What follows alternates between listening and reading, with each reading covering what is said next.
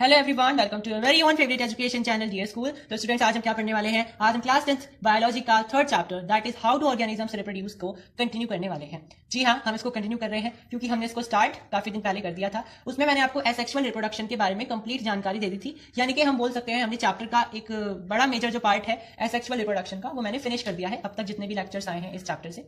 आज की इस वीडियो में हम सेक्सुअल रिप्रोडक्शन के बारे में पढ़ना स्टार्ट करेंगे और हमेशा की तरह जैसे हम बायोलॉजी में पढ़ते हैं कोई भी चीज हो सबसे पहले हम प्लांट्स के लिए पढ़ते हैं, उसके बाद एनिमल्स के लिए पढ़ते हैं। तो आज की इस वीडियो में भी हम सेक्सुअल रिप्रोडक्शन प्लांट्स में पढ़ेंगे, फिर आने वाले लेक्चर्स में हम एनिमल्स के बारे में पढ़ने वाले हैं। तो जल्दी से सेशन को लाइक कर दीजिए और चैनल को सब्सक्राइब करना बिल्कुल मत भूलिए। अपने फ्रेंड सर्कल से, अपने क्लासमेट से वीडियो को शेयर भी कर दीजिए। तो भाई वीडियो को स्टार्ट करते हैं। तो sexual reproduction in plants, sexual reproduction in plants. अब ये सेक्सुअल रिप्रोडक्शन है क्या, प्लांट्स में है, एनिमल्स में है, वो बात की बात है। ये सेक्सुअल रिप्रोडक्शन होता क्या है, सेक्सुअल रिप्रोडक्शन में और एसेक्सुअल रिप्रोडक्शन में फर्क क्या होता है?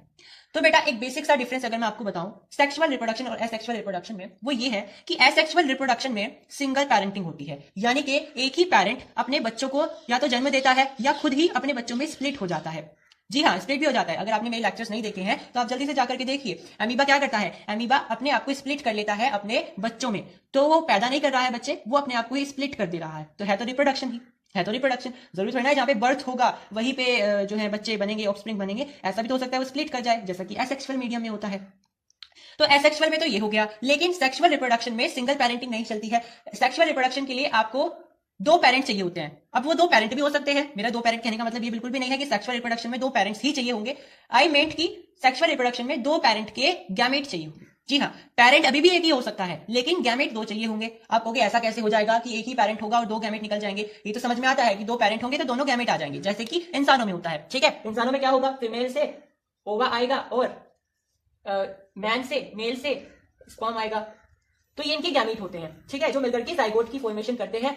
ये समझ में आता है, जो कि अलग अलग इंडिविजुअल्स होते हैं। लेकिन ये कैसे पॉसिबल है कि एक ही इंडिविजुअल के अंदर दोनों तरह के गैमीट प्रेजेंट हों? जी हाँ, ऐसा ही तो होता है प्लांट्स में। मोस्ट ऑफ द प्लांट्स, यहाँ पे नोट करिएगा, most of the plants, not all plants. Most of the plant में एक ही प्लांट के अंदर दोनों तरह के गैमीट पाए जाते हैं। ठीक है, मोस्ट ऑफ द प्लांट्स में जो मोस्ट ऑफ द प्लांट्स होते हैं उनके अंदर दोनों ही तरह के गैमीट पाए जाते हैं। यानी आप बोल सकते हो कि plants, most of the plants bisexual होते हैं, या वो वाले प्लांट्स जो सेक्सुअल रिप्रोडक्शन शो करने वाले हैं मोस्ट ऑफ द केसेस में वो बाइसेक्सुअल होते हैं। बाइसेक्सुअल होने का मतलब है उनके पास फीमेल गैमीट भी प्रेजेंट होगा और मेल गैमीट भी प्रेजेंट होगा। अब मोस्ट इंपोर्टेंट बात यह भी है कि ऐसे प्लांट जो कि सेक्सुअल रिप्रोडक्शन शो करते हैं और जिनके जो बाइसेक्सुअल होते हैं बेसिकली, उनके पास फ्लावर प्रेजेंट होते हैं, उनके पास फ्लावर प्रेजेंट होते हैं। और आपने पढ़ा भी होगा कि अगर सेक्सुअल रिप्रोडक्शन प्लांट में हो रहा है तो ऐसे प्लांट को आप फ्लावरिंग प्लांट बोलते हो, है ना। आप सबने पढ़ा होगा कि ऐसे प्लांट्स जिनके पास सेक्सुअल रिप्रोडक्शन हो रहा है, ऐसे प्लांट्स को आप फ्लावरिंग प्लांट बोल देते हो। जी हाँ, हमने पढ़ा है। लेकिन फ्लावरिंग प्लांट का नाम एक और होता है, जो कि होता है एंजियोस्पर्म्स। एंजियोस्पर्म्स, जी हाँ, ये एक नाम होता है उन प्लांट्स के लिए जो कि सेक्सुअल रिप्रोडक्शन शो करेंगे, और बेसिकली वो प्लांट्स जिनके ऊपर फ्लावर होते हैं। ठीक है, अच्छा, हम ऐसा क्यों बोल रहे हैं कि जो प्लांट्स सेक्सुअल रिप्रोडक्शन शो करेंगे वो फ्लावरिंग प्लांट होंगे, या उनको आप फ्लावरिंग प्लांट बोल सकते हो? क्योंकि फ्लावर के अंदर ही तो ये दोनों के दोनों गैमीट पाए जाएंगे, जो कि इंसानों में मेल और फीमेल दोनों में अलग अलग होते हैं। लेकिन फ्लावर के अंदर जो प्लांट के पास होता है, उसी फ्लावर के अंदर आपको ये दोनों चीजें मिल जाएंगी। जी हाँ, दोनों गैमीट आपको उस फ्लावर के अंदर ही मिलेंगे। यानी कि प्लांट की जो रिप्रोडक्टिव यूनिट है, रिप्रोडक्टिव इनिशिएटिव है, वो कौन है? वो फ्लावर है। ठीक है, तो प्लांट के अंदर जो चीज रिप्रोडक्शन को, यानी सेक्सुअल रिप्रोडक्शन को इनिशिएट करेगी, वो फ्लावर ही तो है। तो इसीलिए फ्लावर को पढ़ना बहुत इंपॉर्टेंट है। तो आई होप आपके समझ में आया होगा कि हम बाइसेक्सुअल्स को, बाइसेक्सुअल प्लांट को, और वो प्लांट जो कि सेक्सुअल रिप्रोडक्शन शो करते हैं उनको फ्लावरिंग प्लांट क्यों बोलते हो। ठीक है, क्वेश्चन बेटा कहीं से भी आ सकता है। तो क्वेश्चन यहां से भी आ सकता है कि प्लांट अगर सेक्सुअल रिप्रोडक्शन शो कर रहे हैं तो उनकी सबसे पहले इनिशिएटिव नीड क्या होगी, उनके पास क्या चीज होनी चाहिए और वो चीज क्यों होनी चाहिए? तो आप कहोगे कि हाँ, उनके पास जो है फ्लावर का होना बहुत जरूरी है। फ्लावर उनको इनिशिएट करेगा फॉर द सेक्सुअल रिप्रोडक्शन। क्यों होना चाहिए? क्योंकि उसके अंदर ही तो दोनों गैमेट प्रेजेंट हैं। अब वो दोनों गैमेट किस तरीके से अपना रिप्रोडक्शन का प्रोसेस शो करते हैं, फर्टिलाइज होते हैं, फिर जाइगोट का फॉर्मेशन करते हैं, ये सारी चीजें हम आगे देखने वाले हैं। ठीक है, इंसानों में जाइगोट बनता है और प्लांट में सीड बनता है। ठीक है, ये डिफरेंस होता है। तो भाई फ्लावर की क्या नीड होती है? अगर आपसे कोई पूछने लग जाए कि प्लांट के अंदर अगर फ्लावर है तो उसकी क्या नीड है, तो भाई फ्लावर का मकसद क्या होता है, मेन पर्पस क्या होता है? दोनों तरीके के गैमेट को बनाना। जी हाँ, फीमेल गैमेट को बनाना और मेल गैमेट को बनाना। अब देखो, इंसानों में क्या होता है, आप फीमेल वाले को ओवा बोलते हो और मेल वाले को स्पर्म बोलते हो। आगे हम पढ़ेंगे हालांकि इसके बारे में। लेकिन जो आपके प्लांट होते हैं उसके पास फीमेल वाले को तो आप ओवा बोलोगे, ठीक है, लेकिन मेल वाले को आप स्पर्म नहीं बोलोगे, पोलन ग्रेन बोलोगे।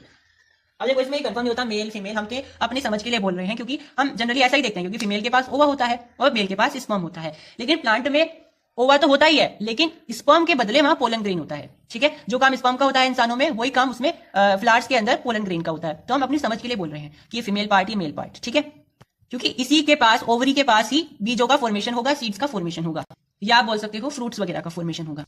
तो भाई ये आपके पास एक फ्लावर का डायग्राम है।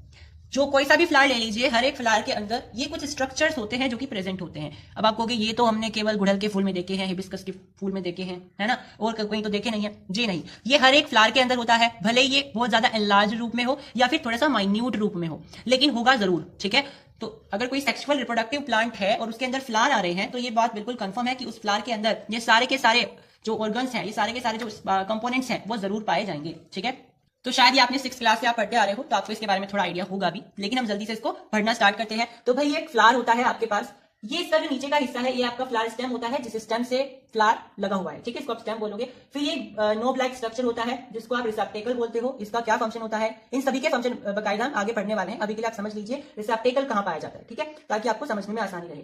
फिर ये जो इस तरह के स्ट्रक्चर्स होते हैं इसमें, ये होते हैं सेपल। ये क्या करते हैं, जब फ्लावर तब तक ब्लॉसम नहीं होता है, खिलता नहीं है, तो ये इसको कली के रूप में इस तरीके से बना के रखते हैं। ठीक है, आई होप आपको दिखाई दे रहा होगा। ये इसको इस तरीके से बना के रखते हैं। जैसे ये फूल खिलता है, ये ग्रीन ग्रीन जो होते हैं ये सेपल्स, ये इस तरीके से हो जाते हैं। तो ये वही है जो कुछ दिन पहले कली कली बना के रखे होंगे इस फूल की, लेकिन जब फूल खिल गया तो इस तरीके से हो गए। तो ये सेपल वही चीज होती है।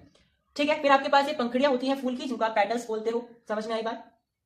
फिर आपके पास इसके अंदर बीच में एक पार्ट होता है इस तरीके का, जो कि ओवरी होती है, मतलब इसके अंदर ओवरी होती है। तो यहाँ पे ओवरी होती है, हालांकि इसका एक पूरा स्ट्रक्चर होता है अलग से, ये मैंने बहुत शॉर्ट में बनाया हुआ है, इसको आगे डिस्कस करेंगे जब हम फर्टिलाइजेशन पढ़ रहे होंगे।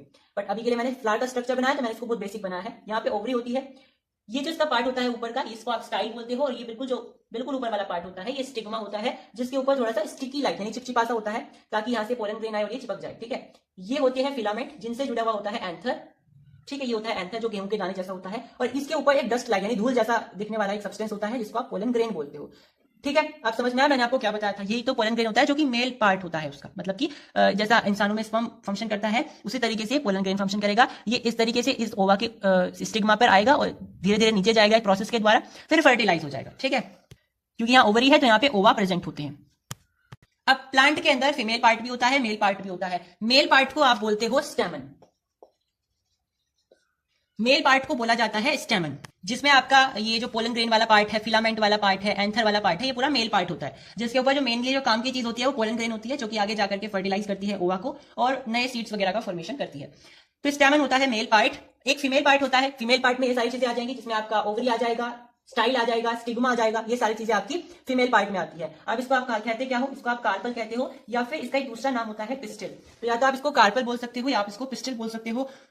दोनों ही नाम फीमेल रिप्रोडक्टिव पार्ट के होते हैं फ्लावर के अंदर। ठीक है, अब इसमें जो रिसेप्टेकल है, रिसेप्टेकल जो है फ्लावर का बेस होता है, जैसा कि आप देख भी सकते हो फ्लावर का एक बेस बनाए हुए है। अब इससे होता क्या है, फ्लावर अच्छे से अपराइट खिला रहता है, वो ऐसे इधर उधर नहीं जाता, टूटता नहीं है। फ्लावर जो जल्दी टूट जाते हैं उनका रिसेप्टेकल कमजोर होता है, तो रिसेप्टेकल मजबूत होना जरूरी है ताकि फ्लावर अच्छे से खिला रहे। ठीक है, जितना भारी फ्लावर होगा उसका रिसेप्टेकल उतना ही मजबूत होता है, क्योंकि भाई फ्लावर को संभालता कौन है, रिसेप्टेकल, उसको एक तरीके से पकड़ के रखता है वो प्लांट से। सैपल का मैंने आपको बताया ही है, सैपल क्या करते हैं, प्लांट को प्रोटेक्ट करके रखते हैं। कब तक प्रोटेक्ट करते हैं, जब तक फूल खिलता नहीं है। ठीक है, फ्लावर को प्रोटेक्ट करके रखते हैं, और कब तक प्रोटेक्ट करते हैं, जब तक वो फूल खिलता नहीं है, क्योंकि जब वो कली के रूप में होता है तो वो इस तरीके से होता है, तो वो उसको प्रोटेक्ट करके रखते हैं इस तरीके से। ठीक है, और जैसे वो खिलता है तो ये अलग हो जाते हैं। ठीक है, अब प्रोटेक्ट करते किससे हैं, जी हाँ, एक्सट्रीम वेदर से, अनफेवरेबल कंडीशन से, इन सब चीजों से वो उसको मेंटेन करते हैं, उसको प्रोटेक्ट करके रखते हैं। ठीक है, जैसे वो खिल जाते हैं तो अलग से हो जाते हैं। और सारे सैपल्स को, ये तो एक सैपल है, इसको आप एक सैपल बोलोगे, लेकिन सारे सैपल्स को अगर आप इकट्ठा बोल रहे हो तो सारे सैपल्स के लिए आप एक नाम बोलते हो, जो कि होता है कैलियक्स, जो कि होता है कैलियक्स। ठीक है, तो भाई आपके सैपल्स प्लांट को प्रोटेक्ट करते हैं, प्लांट को नहीं सॉरी, फ्लावर को प्रोटेक्ट करते हैं उसकी इनिशियल स्टेज में, जब वो अपनी बड़ की फॉर्म में होता है, कली की फॉर्म में होता है। पेटल्स तो आप सभी को पता है, पंखुड़ियां होती है, और ये रंग बिरंगी भी हो सकती है। सारी पेटल्स को आप मिलाकर के बोलते हो कैरोला। तो सारी पेटल्स को आप बोलोगे कैरोला, इस तरीके से। तो पेटल रंग बिरंगे तरीके के होते हैं। अच्छा, इनका भी यूज होता है, इनके जो कलरफुल जो चीजें होती है ना, पेटल्स, जो पंखुड़ियां रंग बिरंगी होती हैं, इनका क्या इस्तेमाल होता है आपको आगे समझ में आएगा, हालांकि पॉलिनेशन जब हम पढ़ेंगे, लेकिन इनका मेन जो काम होता है वो पॉलिनेशन का ही होता है। अब ये पॉलिनेशन क्या होता है क्या नहीं होता है ये आगे पढ़ेंगे, अभी के लिए समझ लीजिए पेटल्स का रंग बिरंगी होना, चटकदार होना, चटक कलर का होना बहुत जरूरी होता है पॉलिनेशन के लिए। ठीक है, पॉलिनेशन हम आगे पढ़ेंगे। चलिए अब देख लेते हैं, ये फ्लावर आपके पास है, ये आपके घरों के आसपास या आपके घर में भी होगा, तो आप इसको ऑब्जर्व कर सकते हो जो मैंने आपको यहाँ पे समझाया है। तो भाई ये आप देख पा रहे हो, तो ये आपकी होती है फ्लावर की स्टेम, ठीक है, ये फ्लावर की स्टेम होती है, ये आपका होता है रिसेप्टेकल, ठीक है, ये रिसेप्टेकल है, और जो ये चीजें यहाँ से निकली हुई है, ये जो चीजें यहाँ से निकली हुई है, ये आपकी है सेपल्स। तो भाई ये आपका हो गया है स्टेम। ये जो आपका यहाँ पर, आई होप आपको दिखाई दे रहा होगा, ये जो नीचे की तरफ बेस है रिसेप्टेकल होता है, ये जो ग्रीन ग्रीन पंखुड़ियां हैं ये सेपल्स होती हैं, ये पेटल है रंग बिरंगी। अब यहां पर देखिए, ये जो स्ट्रक्चर है मेनली यहां पर है, ये जो स्टेम आपको दिखाई दे रही है बड़ी सी, ये आपकी ओवरी के लिए होती है, यानी आपका क्या है, ये आपका जी हाँ, ये आपका फीमेल पार्ट होता है। इसके नीचे जाकर के यहां पर कहीं पर आपका ओवरी होता है। तो अब आपको अच्छे से समझ में आएगा, ये थोड़ा सा यंग प्लांट था तो इसके पास अच्छे से ओवरी जनरेट नहीं हो पाई है, तो ये ओवरी है इसका, जो नो ब्लैक स्ट्रक्चर है, ये जा रहा है ये वाला पार्ट। इसके ऊपर वाला जो पार्ट होगा बेटा वो स्टाइल होगा, और बिल्कुल ऊपर वाला जो पार्ट होगा, जो आपको शायद अभी इसमें नहीं दिखाई दे रहा होगा, वो इसमें स्टिग्मा होता है। और ये जो लट्टू लगे हुए हैं बेटा, ये एंथर हैं, ये जो एंथर हमने साइड में बनाए हुए हैं, ये इसके ऊपर इस तरीके से लगे हुए होते हैं।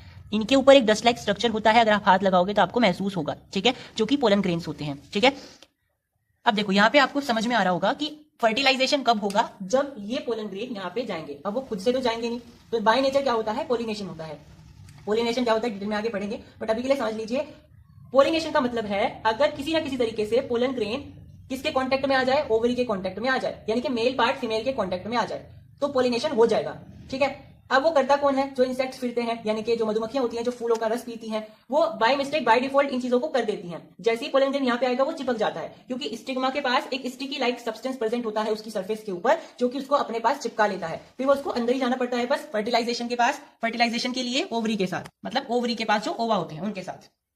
सो आई होप आपके समझ में आया होगा कि फ्लावर का स्ट्रक्चर क्या होता है, किस तरीके से चीजें होती हैं। अब हम पढ़ने वाले हैं पोलिनेशन के बारे में। पोलिनेशन पढ़ने के लिए आपको एक कॉन्सेप्ट समझना पड़ेगा। देखिए यहाँ पे आप देख पा रहे हो कि ये एक ऐसा फ्लावर है जिसके पास उसका मेल पार्ट भी प्रेजेंट है, उसका फीमेल पार्ट भी प्रेजेंट होता है, ठीक है। यानी कि ये एक ऐसा फ्लावर है जिसके पास उसका मेल पार्ट भी है, उसका फीमेल पार्ट भी है। तो ये क्या होगा, ये यहाँ से जाकर के उसके साथ अटैच हो जाएगा और फर्टिलाइज हो जाएगा। मतलब ये अपने ही फ्लावर से सब कुछ यहाँ पे काम चल रहा है, किसी दूसरे फ्लावर पे जाने की यहाँ पे डिपेंडेंसी नहीं है। लेकिन बेटा जरूरी नहीं है सारे के सारे फ्लावर बाइसेक्सुअल हो। मैंने कहा था मोस्ट ऑफ द फ्लावर क्या होते हैं, बाइसेक्सुअल होते हैं, लेकिन सारे फ्लावर बाइसेक्सुअल नहीं होते हैं।